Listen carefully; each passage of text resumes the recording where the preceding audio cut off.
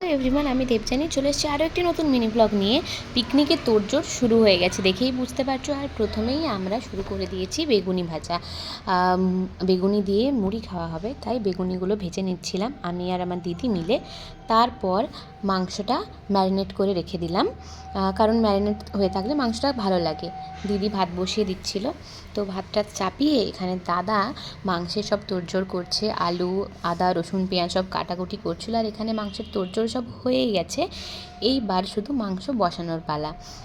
মাংস এবার আমরা বসিয়ে দেব। তো দিদি রান্না করছিল, আমি ওকে সাহায্য করে দিচ্ছিলাম, মাঝে মাঝে একটু খুন্তিও নাড়ছিলাম। তো ও খুব ভালো রান্না করে, তাই মাংসটা ওই রান্না করছিল। তো দেখা যাক আজকে কেমন রাঁধতে পারে। তো আমরা তো খুবই মজা করছিলাম পিকনিকে। তারপর সবাই রান্না শেষ করে একসাথে খেতে বসেছিলাম। খাওয়া দাওয়া করে খুবই এনজয় করলাম।